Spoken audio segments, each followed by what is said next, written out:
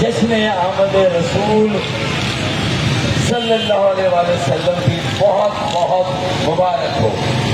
ظاہر ہے کہ اس دن کی آمد کا ہم سب کو انتظار رہتا ہے اور ہم سب دل کھول کر خوشیوں کا اظہار کرتے ہیں اور خوشیاں تقسیم کرتے ہیں، کیونکہ یہ ہمارا ایمان کامل ہے کہ جو خاتم النبیین ہے وہی رحمت للعالمین ہیں، تمام جہانوں کے لیے جنہیں رحمت بنا کر بھیجا گیا۔ کوئی تخصیص اور تفریق نہیں کی گئی، نہ مذہب کی نہ مسلک کسی کی تفریق نہیں کی گئی، اور سب کے لیے رحمت للعالمین بنا کر بھیجا گیا۔ تو آج ہمارا عمل اور کردار بھی ایک ایسے معاشرے ملک اور قوم کی تشکیل والا ہونا چاہیے جو اس بات کا عملی طور پر اظہار کرے کہ ہاں ہمارا دین ہی دین کامل ہے، جہاں آفاقی جو پیغام اور نظریہ ہے وہ مکمل ہوا اور ایک ضابطۂ حیات ہمیں ملا، اور جو ہمارے مسائل ہیں ان سب کا حل بھی اسی ضابطۂ حیات میں ہے۔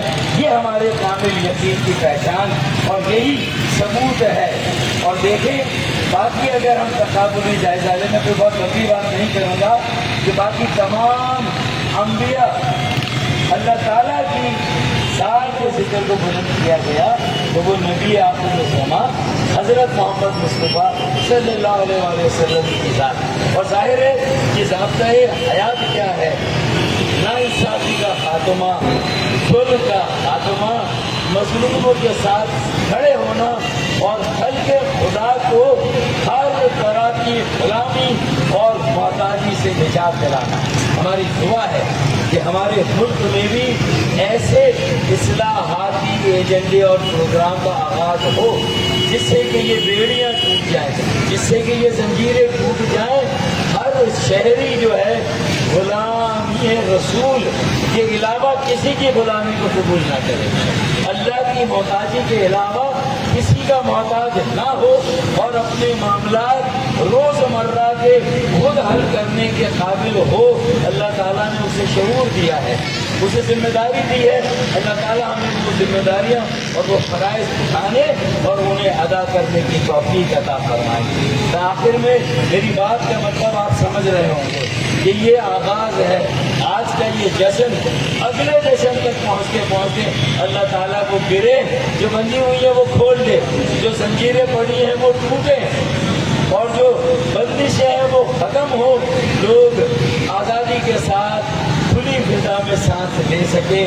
اور یہ ملک اگر کوئی یہ دعویٰ کرتا ہے اور کسی کا ہے کہ یہ اسے ریاست مدینہ بنانا ہے تو پھر عالیہ میں کراچی والوں کا بھی ایک دعویٰ ہونا چاہیے کہ اسے اگر ریاست مدینہ بننا ہے تو پھر اس کا سیکریٹریٹ مسجد نبوی تھی، تو پھر یہ کراچی انشاءاللہ تعالیٰ اس ریاست مدینہ کا سیکریٹریٹ ہوگا، مسجد نبوی ہوگی جو یہ کراچی شہر ہے انشاءاللہ تعالیٰ۔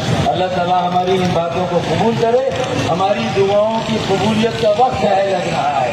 ہماری جو آزادی تھی، جو ہمارے آباء و اجداد کی قربانیوں سے حاصل ہوئی، جس نام پہ یہ وطن حاصل کیا، اللہ تعالیٰ نے چاہا تو اس آزادی کی تکمیل کا بھی آغاز ہے۔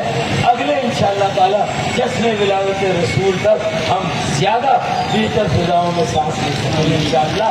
آخری دو اشعار آپ کی نظر جو مولانا محمد علی جوہر کے ہیں، جو عاشق رسول تھے، غلام رسول تھے، اور انہوں نے جو قید و بند کی صعوبتیں برداشت کی وہ آپ کے سامنے ہے۔ وہ کس طرح سامراج کے سامنے سیسا پلائی کی دیوار بن کر کھڑے ہوئے تھے، اور ان کے یہ دو اشعار ہیں کہ ہر ابتدا سے پہلے ہر انتہا کے بعد، ہر ابتدا سے پہلے ہر انتہا کے بعد ذکر نبی بلند ہے، ذکر خدا کے بعد۔ یہ ہمارا یقین ہے۔ لیکن دنیا میں احترام کے قابل ہے جتنے لوگ، دنیا میں احترام کے قابل ہے جتنے لوگ، میں سب کو مانتا ہوں مگر